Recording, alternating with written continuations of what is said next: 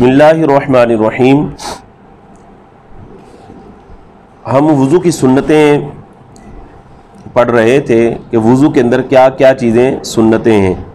سنتوں سے پہلے ہم نے وضو کے فرائض کو پڑھا تھا، اب سنتوں کو تفصیلاً جو ہے وہ بیان کیا جا رہا ہے۔ تو سنتوں کو پڑھتے پڑھتے اب ہماری عبارت کا جو سلسلہ ہوگا وہ یہ آگے یہاں سے شروع ہو رہا ہے۔ فرماتے ہیں، غور سے سنیے گا، فرماتے ہیں وَتَقْرَارُ الْغَسْلِ إِلَى الصَّلَاةِ لِأَنَّ النَّبِيَّ عَلَيْهِ السَّلَامَ تَوَضَّأَ مَرَّةً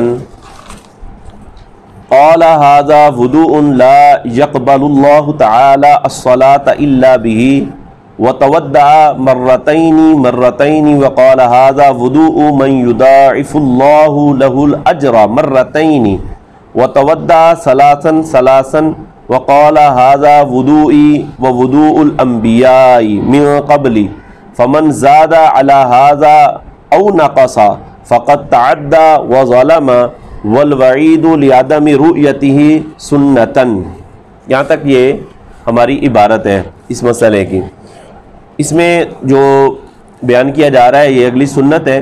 یہ تقرار الغسل میں جو ہدایہ مکتبہ رحمانیہ کی اس کا صفحہ نمبر 21 ہے۔ سنت کو بیان کر رہے ہیں کہ وَتَقْرَارُ الْغَسْلِ إِلَى الثَّلَاثِ کہ دھونے میں تین مرتبہ دھونا یہ سنت مبارکہ ہے۔ دھونے میں کیا کرنا، یعنی جن جن اعضاء کو دھونا فرض ہے ان میں تین مرتبہ ان کو دھونا، تین مرتبہ ان کو دھونا، یہ کیا ہے، یہ سنت مبارکہ ہے۔ تو اس چیز کو بیان کر رہے ہیں، فرما رہے ہیں وَتَقْرَارُ الْغَسْلِ إِلَى الثَّلَاثِ کہ دھونے کا تکرار کرنا إِلَى الثَّلَاثِ تین مرتبہ، دھونے میں تکرار کرنا تین مرتبہ یہ سنت مبارکہ ہے۔ اس پر دلیل پیش کر رہے ہیں نبی کریم علیہ السلام کا عمل، فرماتے ہیں کہ لِأَنَّ النَّبِيَّ علیہ السلام کیونکہ نبی کریم علیہ السلام نے تَوَضَّأَ مَرَّةً حضور علیہ السلام نے ایک مرتبہ وضو فرمایا۔ ایک مرتبہ وضو فرمانے سے مراد کیا ہے کہ تمام اعضاء کو ایک مرتبہ دھویا۔ کیا کیا، ایک مرتبہ، ایک مرتبہ نبی کریم علیہ السلام نے اپنے اعضاء کو دھویا۔ تو ارشاد فرمایا قال هذا وضوء لا يقبل الله تعالی الصلاة الا به، فرمایا کہ یہ وہ وضو ہے کہ اللہ رب العزت نماز کو قبول نہیں فرماتا الا به مگر اس کے ساتھ، یعنی یہ وضو کریں گے تو آپ کی نماز ہوگی وگرنہ آپ کی نماز نہیں ہوگی۔ ایک مرتبہ وضو کیا تو یہ ارشاد فرمایا۔ پھر آگے فرماتے ہیں کہ وَتَوَضَّأَ مَرَّتَيْنِ نبی کریم علیہ السلام نے دو مرتبہ وضو فرمایا۔ دو مرتبہ وضو فرمانے سے مراد کیا ہے کہ اعضاء کو دو مرتبہ دھویا۔ وقال هذا وضوء من يضاعف الله له الاجر مرتين، تو ارشاد کیا فرمایا، دو مرتبہ وضو کرنے کے بعد فرمایا قال هذا، فرمایا یہ جو وضو ہے من يضاعف الله یہ اس کا وضو ہے جس کے لیے اللہ رب العزت اجر کو دو مرتبہ فرما دیتا ہے۔ من يضاعف الله له الاجر مرتين یعنی یہ اس کا وضو ہے جس کو اللہ تبارک و تعالی دو گنا اجر عطا فرماتا ہے۔ کتنے گنا، دو گنا، دو مرتبہ مرتین کا لفظ آیا نا، تو یہ دو مرتبہ حضور علیہ السلام نے اپنے اعضاء کو دھویا تو یہ ارشاد فرمایا، ٹھیک ہے۔ پھر کیا ہوا، وَتَوَضَّأَ ثَلَاثًا نبی کریم علیہ السلام نے تین مرتبہ وضو فرمایا۔ تین مرتبہ وضو فرمانے سے مراد کیا ہے، اعضاء کو تین مرتبہ دھویا۔ تو ارشاد کیا فرمایا، فرمایا وَقَالَ هَذَا وُضُوئِي، حضور نے فرمایا یہ میرا وضو ہے، یہ میرا وضو ہے، وَوُضُوءُ الْأَنْبِيَاءِ مِنْ قَبْلِ اور مجھ سے پہلے جو انبیاء گزرے ہیں یہ ان کا وضو ہے۔ تو اس سے کیا مراد ہے، وضوئی یہ میرا وضو ہے، یعنی یہ وضو میرا طریقہ ہے، یہ تین مرتبہ اعضاء کو دھونا یہ نبی کریم علیہ السلام کا طریقہ ہے، یہ آپ علیہ السلام کی سنت مبارکہ ہے، یہ حضور کی بھی سنت مبارکہ ہے اور تمام انبیاء کرام علیہ السلام کی بھی یہ سنت مبارکہ ہے۔ لہذا اسی چیز کو بیان کیا گیا کہ وضو کے اندر اعضاء کو تین مرتبہ دھونا یہ سنت ہے۔ سمجھ آیا جی؟ اور آگے ارشاد فرمایا، یہ بھی حدیث کے الفاظ ہیں، آگے فرمایا کہ فمن زاد علی ھذا او نقصا، کہ جس نے اس پر زیادتی کی، او نقصا یا کمی کی، فقط تعدی تو تحقیق اس نے زیادتی کی، وظلم اور اس نے ظلم کیا، اس نے کیا کیا؟ اس نے ظلم کیا۔ اب دیکھیں یہاں پر یہ جو حدیث پاک میں فرمایا گیا کہ فمن زاد علی ھذا او نقصا، جس نے زیادتی کی یا کیا کیا؟ جس نے زیادتی کی یا کمی کی، تو یہاں پر یہ جو وعید آئی ہے، وعید تو ہے نا کہ اس نے بندے نے زیادتی کی اور اس نے ظلم کیا ہے، تو اگر بندہ ان اعضاء کو دھونے میں زیادتی کر جاتا ہے، یعنی 4 یا 5 مرتبہ دھوتا ہے، تو اس میں تو وعید سمجھ آتی ہے کہ وہ اسراف کر رہا ہے۔ وہ کیا کر رہا ہے؟ اسراف کر رہا ہے، اور اسراف کرنا کیا ہے؟ اسراف کرنا تو اچھا نہیں ہے، وہ تو گناہ ہو جائے گا۔ تو اسراف تو وہ سمجھ آ رہا ہے کہ اب 3 مرتبہ اعضاء کو دھو لیا، اب وہ 6 مرتبہ دھو رہا ہے، تو وہ تو اسراف کی طرف چلا جائے گا۔ تو اسراف جو ہے یہ تو درست نہیں ہے، یہ تو سمجھ آتا ہے کہ اس نے زیادتی کی اور اس نے ظلم کیا ہے۔ لیکن اگر کوئی بندہ 2 مرتبہ دھوتا ہے، یعنی 3 مرتبہ سے کم اپنے اعضاء کو دھوتا ہے، تو پھر اس وعید کا مطلب کیا ہوگا؟ تو کہتے ہیں پھر اس وعید کا مطلب جو بیان کیا گیا وہ یہ ہے کہ یہ وعید اس شخص کے لیے ہے کہ جو اس کو سنت نہیں جانتا۔ یہ وعید کس شخص کے لیے ہے؟ جو اس کو اس شخص کے لیے ہے کہ جو اس کو سنت نہیں جانتا، مطلب ہے سنت لیکن اس کے سنت ہونے کو مان نہیں رہا، سنت ہونے کو مان نہیں رہا۔ اور یہ وعید ایک تو اس کے سنت نہ ماننے کی وجہ سے، اور دوسرا یہ کہ ترک سنت کی وجہ سے یہ وعید آئی ہے۔ کیا؟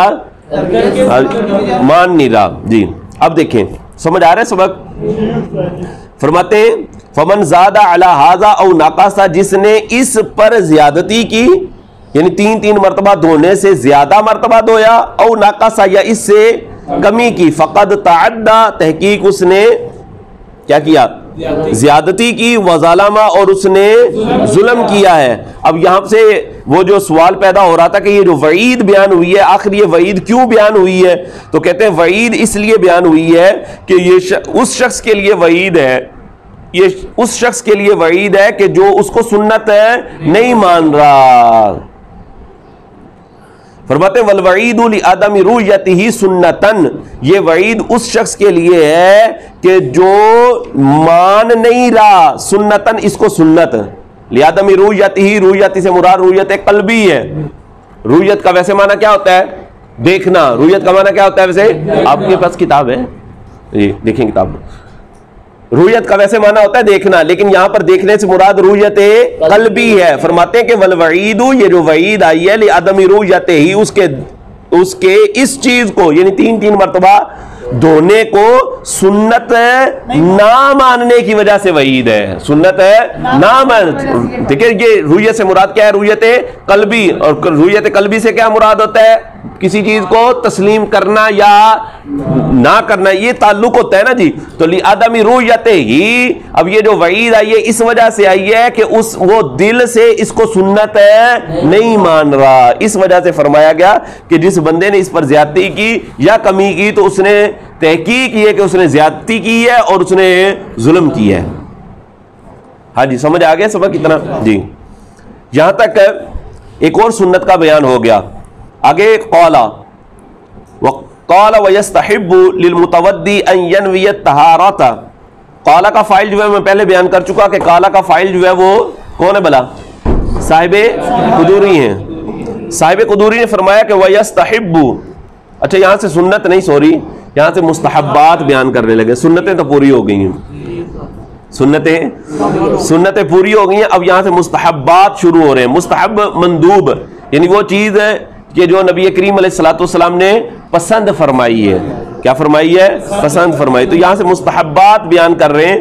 قال کا فاعل جو ہے وہ صاحب قدوری ہیں، تو عبارت سنیے گا وَيَسْتَحِبُّ لِلْمُتَوَدِّي أَن يَنْوِيَ الطَّهَارَةَ فَالنِّيَّةُ فِي الْوُضُوءِ سُنَّةٌ عِندَنَا وَعِندَ الشَّافِعِيِّ رَحِمَهُ اللَّهُ فَرْضٌ لِأَنَّهُ عِبَادَةٌ فَلَا يَصِحُّ بِدُونِ النِّيَّةِ كَالتَّيَمُّمِ وَلَنَا أَنَّهُ لَا يَقَعُ قُرْبَةً إِلَّا بِالنِّيَّةِ وَلَكِنَّهُ يَقَعُ مِفْتَاحًا لِلصَّلَاةِ لِوُقُوعِهِ طَهَارَةً بِاسْتِعْمَالِ الْمُطَهِّرِ بخلاف التیمم لأن التراب غیر مطہر الا فی حال ارادت الصلاة او هو ينبئ عن القصد. سنیے مستحبات بیان کر رہے ہیں. فرماتے ہیں وَيَسْتَحِبُّ، سنیے گا حضرت توجہ سے، فرماتے ہیں وَيَسْتَحِبُّ لِلْمُتَوَدِّي، متودی کسے کہتے ہیں بلا؟ وضو کرنے والے کو. کہتے ہیں وضو کرنے والے کے لیے مستحب یہ ہے کہ ان ینوی الطہارۃ، کہ وہ طہارت کی نیت کرے. طہارت کی نیت کرنا وضو کرنے والے کے لیے کیا ہے؟ یہ مستحب ہے. یعنی وضو کرنے لگا ہے تو وضو کرنے سے پہلے وہ نیت کسے کہتے ہیں؟ دل کے ارادے کو نیت کہتے ہیں. نیت کسے کہتے ہیں؟ دل کے ارادے کو. تو یہ نیت کرنا ہمارے نزدیک کیا ہے؟ یعنی صاحب قدوری نے جو بیان کیا ہے نیت کرنا یہ کیا ہے؟ مستحب ہے. جبکہ صاحب ہدایہ کہتے ہیں فنیت فی الوضوء سنت، کہ وضو میں نیت کرنا یہ سنت ہے. اب صاحب قدوری کہہ رہے ہیں مستحب ہے اور صاحب ہدایہ کہہ رہے ہیں سنت ہے. یہ ان دونوں کے اپنے اپنے دلائل ہیں. جن کو یہ دلائل مطلب دلائل تھے ان کے سامنے ایسے دلائل آئے جس سے یہ ثابت ہو رہا تھا کہ یہ سنت ہے، انہوں نے سنت کہہ دیا. اب ان کے سامنے صاحب قدوری کے سامنے ایسے دلائل آئے جس سے ثابت ہو رہا تھا کہ یہ مستحب ہے، تو انہوں نے مستحب کہہ دیا. تو صاحب قدوری نے کہا کہ وضو کے اندر نیت کرنا کیا ہے؟ مستحب. اور صاحب ہدایہ نے فرمایا ہے کہ وضو کے اندر نیت سنت مبارکہ ہے. تو فرماتے ہیں صاحب ہدایہ کہ فنیت فی الوضوء سنت عندنا، کہ وضو میں نیت کرنا یہ ہمارے نزدیک سنت ہے. وعند الشافعی رحمہ اللہ، جبکہ امام شافعی رحمۃ اللہ تعالی علیہ کے نزدیک فرض، وضو کے اندر نیت کرنا کیا ہے؟ فرض ہے. اب امام شافعی کی نا دلیل سن لیں. امام شافعی کہتے ہیں کہ وضو کے اندر نیت فرض ہے. وضو کے اندر نیت فرض ہے. دلیل کیا دیتے ہیں؟ وہ دلیل کہتے ہیں کہ وہ کہتے ہیں کہ وضو ایک عبادت ہے. وضو کیا ایک عبادت ہے، اور عبادت بغیر نیت کے درست ہوتی ہی نہیں ہے. آپ کوئی سی بھی عبادت ہے، کہ نماز ہے، نماز بغیر نیت کی ہو جائے گی؟ نہیں ہوگی، درست نہیں ہے. ہو جائے گی حضرت صاحب آپ نیت کرتے ہیں نا نماز سے پہلے؟ ہاں کیا کہ نہیں یاد سے. وہ کہتے ہیں کوئی عبادت ہے نا، عبادت، یہ وضو عبادت ہے، اور کوئی سی بھی عبادت بغیر نیت کے درست نہیں ہوتی. نماز کو دیکھ لیں، عبادت ہے بغیر نیت کے نہیں ہوتی. روزہ ہے، عبادت ہے بغیر نیت کے نہیں ہوتا. اسی طرح زکوٰۃ ہے، آپ نیت کریں گے زکوٰۃ دینے کی تو ہی اب آپ ایک چیز پہلے ہی ادا کر چکے ہیں، اس کے بعد آپ نیت کرتے ہیں تو وہ نیت آپ کی درست نہیں. نیت پہلے کرنی پڑے گی، نیت پہلے کر. تو امام شافعی رحمہ اللہ کہتے ہیں کہ یہ وضو عبادت ہے اور عبادت بغیر نیت کے درست نہیں ہوتی. لہذا جب عبادت بغیر نیت کے درست نہیں ہوتی تو وضو چونکہ عبادت ہے، لہذا اس میں بھی نیت کرنا کیا ہوگا؟ فرض ہوگا. اور دوسری دلیل جو امام شافعی رحمۃ اللہ تعالی علیہ دیتے ہیں وہ ایک قیاس ہے. اور یہ قیاس کیا ہے؟ امام شافعی جو ہے یہ اس کو تیمم پر قیاس کرتے ہیں. کس پر ہے؟ تیمم پر قیاس کرتے ہیں. وہ کہتے ہیں دیکھیں تیمم آپ کے نزدیک بھی یہ مسئلہ ہے، احناف کے نزدیک یہ ہے نا کہ تیمم میں نیت کیا ہے؟ فرض ہے. تو کہتے ہیں کہ جب تیمم میں نیت فرض ہے اور تیمم سے بھی بندہ کیا کر سکتا ہے؟ نماز پڑھ سکتا ہے، قرآن پڑھ سکتا ہے. اسی لیے کہ بندہ جو ہے عبادت کر سکے. اور وضو بھی اسی لیے کیا جاتا ہے نا، کس لیے کیا جاتا ہے؟ بندہ نماز پڑھ سکے، نماز پڑھنا اس کے لیے جائز ہو، قرآن پڑھنا اس کے لیے جائز ہو. جی اسی لیے کرتے ہیں نا. تو کہتے ہیں کہ جب تیمم میں بھائی نیت فرض ہے تو وضو میں بھی نیت فرض ہوگی. اور یہ تیمم میں نیت کرنا یہ تمہارے نزدیک بھی ہے کہ فرض ہے. ٹھیک ہے، تو یہ امام شافعی کا قیاس ہے. دوسری دلیل امام شافعی کا کیا ہے؟ دوسری دلیل جو ہے یہ قیاس ہے. اب سمجھ آیا آپ کو؟ دونوں دلیلیں سنیے گا. وعند الشافعی رحمہ اللہ فرض، امام شافعی کے نزدیک نیت فرض ہے. فرماتے ہیں لأنہ عبادت، اس لیے کہ لأنہ کی ضمیر وضو کی طرف راجع ہے، اس لیے کہ یہ وضو عبادت ہے. وضو کیا ہے؟ عبادت ہے. فلا یصح بدون نیت، فرماتے ہیں اور عبادت بغیر نیت کے درست ہوتی نہیں ہے. تو جب وضو عبادت ہے اور عبادت بغیر نیت کے درست نہیں ہوتی تو اس لیے اس میں نیت کرنا ضروری ہے، نیت کرنا فرض ہے. اور دوسری دلیل امام شافعی کا قیاس ہے. وہ کہتے ہیں کت تیمم، جیسا کہ تیمم میں جیسے نیت کرنا فرض ہے اسی طرح وضو میں بھی نیت کرنا فرض ہے. ہاں جی مولانا آیا سمجھ؟ مولانا کہہ کر مولانا ہم اپنی دلیل دے رہے ہیں، احناف کی دلیل. احناف کہتے ہیں، سنیے گا، احناف کہتے ہیں کہ وضو کی دو جہتیں ہیں. احناف کہتے ہیں کہ وضو کی کتنی؟ دو جہتیں، اس کے دو پہلو ہیں. ایک یہ کہ یہ وضو عبادت بھی ہے، اور دوسرا اس کا پہلو، دوسری اس کی جہت یہ ہے کہ یہ مفتاح الصلاح ہے. یہ کیا ہے؟ مفتاح الصلاح ہے. یعنی مفتاح الصلاح کا مطلب یہ ہے کہ وضو ہوگا تو نیت ہوگی، وضو ہوگا تو نماز ہوگی. سوری دوبارہ پھر سنیں، توجہ کریں. ہماری دلیل یہ ہے کہ بھائی وضو کی دو جہتیں ہیں، وضو کے دو پہلو ہیں. ایک پہلو یہ کہ یہ عبادت ہے، اس پر ثواب ملے گا، اور دوسرا اس کا پہلو یہ ہے کہ یہ مفتاح الصلاح ہے، یہ نماز کی چابی ہے.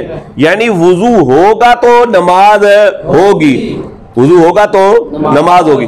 اب اگر اس کا پہلے والا پہلو دیکھا جائے، پہلی والی جہت دیکھی جائے عبادت، تو اس میں تو واقعی یہ چیز ہے کہ وضو میں نیت ہوگی تو عبادت ہوگا، اور یہ اس پر ثواب دیا جائے گا. اس کا پہلا جو ہم نے پہلو نکالا تھا وہ ہے عبادت. تو اس میں اگر دیکھا جائے کہ نیت تھی تو اس کو ثواب ملے گا، نیت تھی تو اس کو ثواب ملے گا.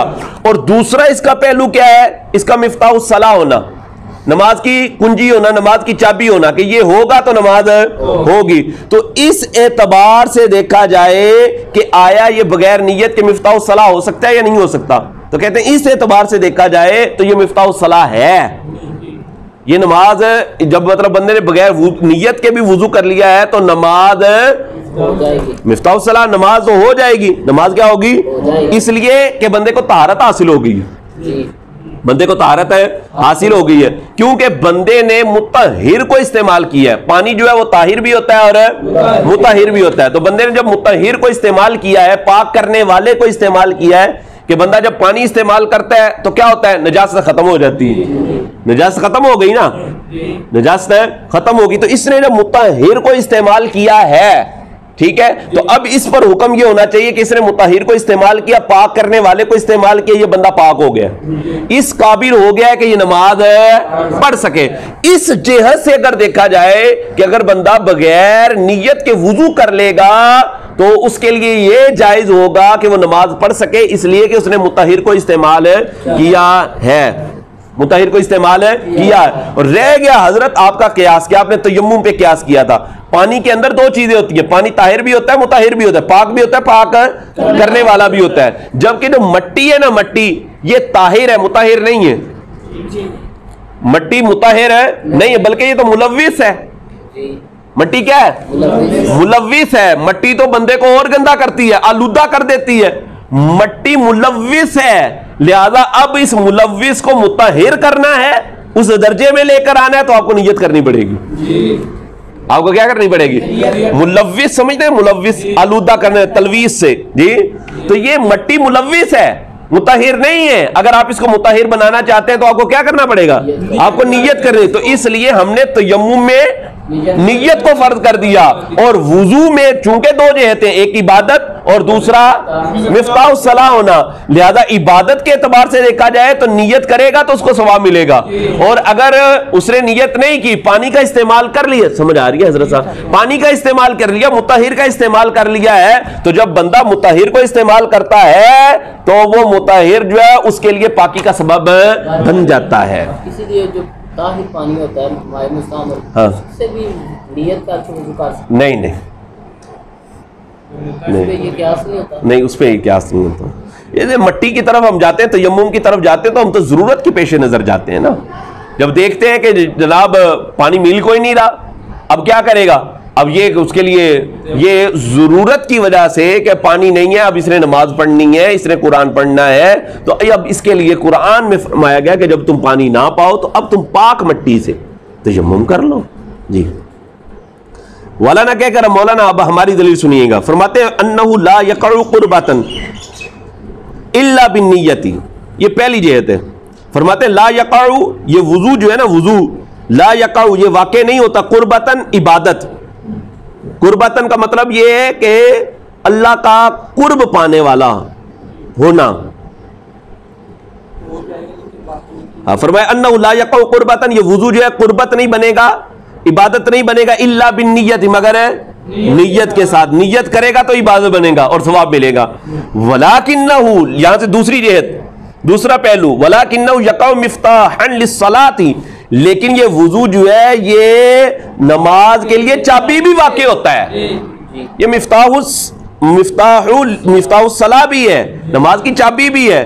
تو کہتے ہیں جب یہ نماز کی چابی ہے، اس اعتبار سے دیکھا جائے تو جب بندہ اس کو استعمال کرے گا پھر کیا ہوگا؟ پھر یہ کہ بندہ پاک ہو جائے گا. فرمایا لِأَنَّهُ يَقَعُ مِفْتَاحًا لِلصَّلَاةِ، اس لیے کہ یہ وضو جو ہے یہ نماز کے لیے چابی بھی ہے. لِوُقُوعِهِ طَهَارَةً بِاسْتِعْمَالِ الْمُطَهِّرِ، کہتے ہیں اس وضو کے طہارت واقع ہونے کی وجہ سے، کیوں واقع ہونے کی وجہ سے؟ بِاسْتِعْمَالِ الْمُطَهِّرِ، مطہر کے استعمال کی وجہ سے، کہ یہ وضو جو ہے وہ طہارت بن جاتا ہے. لِوُقُوعِهِ کی ہی ضمیر وضو کی طرف راجع ہے کہ یہ وضو جو ہے یہ طہارت یعنی وضو طہارت بن جاتا ہے. کیوں بنتا ہے؟ بِاسْتِعْمَالِ الْمُطَهِّرِ، مطہر کو استعمال کرنے کی وجہ سے. جب بندے نے مطہر کو استعمال کیا ہے تو اب کیا طہارت واقع ہو گئی ہے؟ طہارت، وضو نے طہارت دے دی ہے کیونکہ مطہر کو استعمال کیا ہے. اب رہ گیا امام شافعی کا قیاس، کہ امام شافعی نے اس کو تیمم پر قیاس کیا تھا، تو اس کا جواب دے رہے ہیں. فرماتے بخلاف التیمم، برخلاف تیمم کے، لأن التراب، فرماتے اس لیے کہ جو تراب ہے نا، مٹی، غیر مطہر، مٹی مطہر ہے نہیں ہے، یہ تو ملوث ہے. اب ضرورت کے پیش نظر ہم نے کہا تھا تیمم کر لو، تو فرماتے لأن التراب غیر مطہر، مٹی جو ہے غیر مطہر ہے. الا فی حال ارادت الصلاۃ، مگر یہ کہ نماز کے ارادے کی حالت میں. اب نماز کا آپ ارادہ کر رہے ہیں کہ میں نماز پڑھ لوں، اب یہ تو مطہر نہیں ہے، یہ تو خود ملوث ہے. تو ہم نے کہا کہ اب تو نیت کر لے.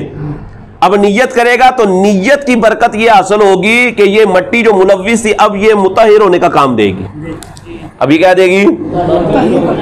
اب یہ مطہر ہونے کا. تو آپ کا حضرت یہ تیمم پہ قیاس کرنا ہے، یہ قیاس مال فارغ ہے، یہ درست نہیں ہے. پانی جو ہے وہ طاہر ہے، مطہر ہے. مٹی جو ہے طاہر ہوتی ہے، مطہر نہیں ہوتی. تو یہ مطہر کب بنے گی؟ الا فی حال ارادت الصلاۃ، یہ اس وقت مطہر ہوگی، اس وقت اس سے مطلب پاکی حاصل کرنا درست ہوگا کہ جب نماز کا آپ ارادہ کریں گے، نماز کی آپ نیت کریں گے. تیمم کے اندر آپ یہی نیت کرتے ہیں کہ میں تیمم یہ اس لیے کر رہا ہوں تاکہ نماز پڑھنا میرے لیے حلال ہو جائے، میرے لیے جائز ہو جائے. ایک جواب تو یہ دیا. دوسرا جواب پتہ کیا دیتے امام شافعی کا؟ انہوں نے قیاس کیا تھا نا تیمم پہ. کس پہ قیاس کیا تھا؟ تیمم پہ قیاس کیا. اس کا دوسرا جواب دیتے ہیں، وہ فرماتے ہیں کہ تیمم کا معنی ہی قصد کرنا ہے، نیت کرنا ہے. تو تیمم کا تو معنی ہی نیت کرنا ہے، تو اس لیے جو ہے وہ اس پہ نیت کرنا ضروری ہوگا. تیمم کا معنی کیا ہے؟ قصد کرنا، نیت کرنا. تو تیمم کا تو معنی ہی نیت کر رہے ہیں، تو تیمم اس وقت درست ہوگا کہ جب نیت کی جائے گی.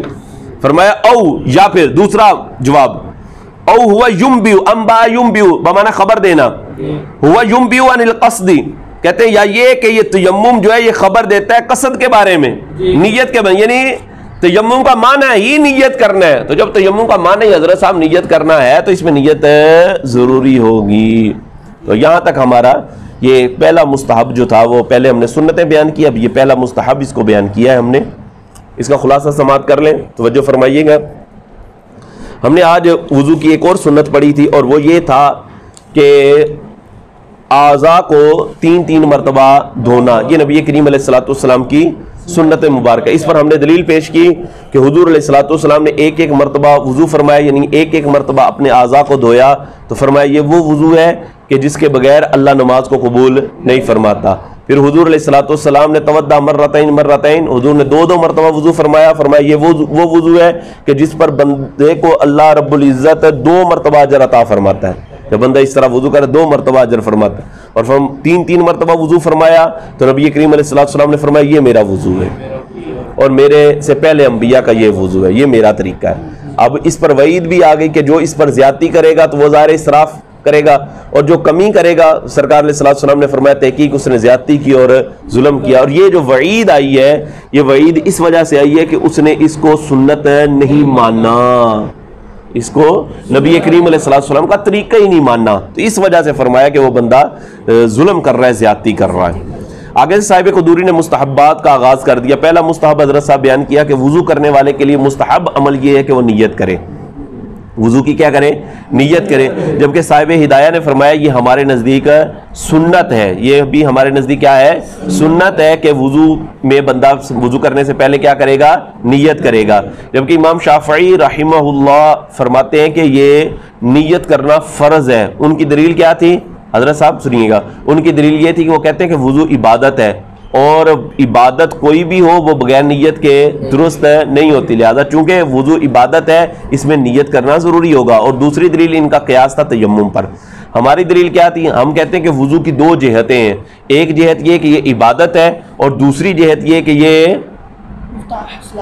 بولے نا یہ مفتاح الصلاح ہے، یہ نماز کی کنجی ہے، یہ ہوگا تو نماز ہوگی، نہیں ہوگا تو نماز بھی نہیں ہوگی۔ تو عبادت کی جہت سے دیکھیں تو واقعی نیت ضروری ہے، اور اگر اس اعتبار سے دیکھیں کہ بندے نے مطہر کو استعمال کیا ہے، پانی کو استعمال کیا ہے، تو طہارت واقع ہونی چاہیے، تو چونکہ اس نے پانی کو استعمال کیا ہے تو طہارت واقع ہو جائے گی۔ اور رہ گیا حضرت صاحب آپ کا قیاس، تو یہ قیاس مال فارق ہے، اس لیے کہ تیمم جو ہوتا ہے وہ مٹی سے ہوتا ہے، وضو پانی سے ہوتا ہے، اور پانی طاہر بھی ہوتا ہے مطہر بھی ہوتا ہے، مٹی جو ہے وہ طاہر ہوتی ہے مطہر نہیں ہوتی، وہ ملوث ہوتی ہے، لہذا اب اس کو طاہر بنانا ہے تو طاہر اس وقت بنے گی جب آپ اس میں نماز پڑھنے کا ارادہ کریں گے، نماز پڑھنے کی نیت۔ تو تیمم میں اس لیے ہم نے نیت کو فرض کر دیا، نیت فرض ہے وہاں پر، اور اس میں جو ہے وہ نیت فرض ہے نہیں ہے۔ اور دوسرا ہم نے جواب یہ دیا تھا کہ تیمم کا معنی ہی نیت کرنا ہے، لو تیمم کا معنی نیت کرنا ہے، تو جب اس کا معنی ہی حضرت صاحب نیت کر رہے ہیں تو پھر نیت کرنی پڑے گی، نیت کے بغیر آپ کا تیمم